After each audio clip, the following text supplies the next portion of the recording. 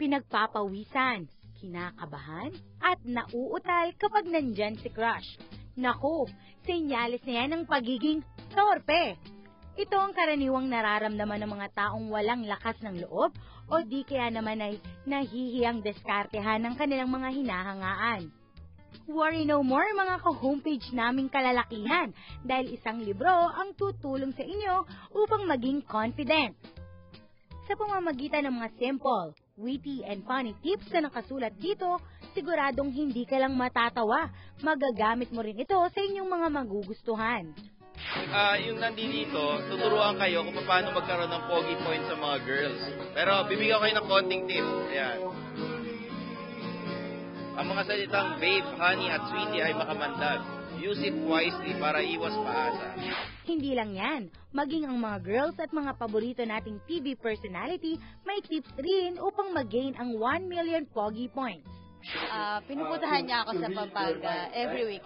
For me, that is 1 million pogi points. He is from Makati, I'm from Pampanga. So every day off na pupunta siya ng Pampanga just to see. Talaga yung may sense of humor. Yun. Sobrang pogi points yun sa akin. And syempre yung may respeto sa babae.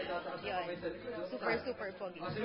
Pag pinagluto po, or church po, sama sa church. Gusto po, pogi points po yan, 100. Guys, kung kayo ay nanliligaw sa isang babae, dalawin nyo sa loob ng bahay para makilala nyo yung parents nila, yung mga kapatid, mga kamag-anak. Dagdag pogi points yun sa chicks.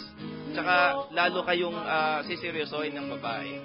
Nako, wala naman yan sa ginawa ko, kundi sa ugali ko talaga. Nagpakatotoo talaga ako. Tsaka hindi ko siya binola. Tsaka higit sa lahat, binigyan ko na siya ng pansin. Ng totoo, bagamat napakaganda kong lalaki, binigyan ko pa rin siya ng oras. Kasi mahal ko talaga siya. Kaya naman wala nang dahilan upang matorpe o mawalan ng lakas ng loob. Ang sabi nga ng comedian and book author na si Stanley Chi, ang pagiging gwapo, inborn. Ang pagiging pogi, na pag-aaralan.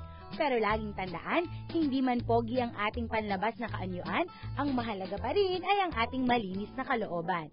Para sa homepage, ako si Joanne Chavez.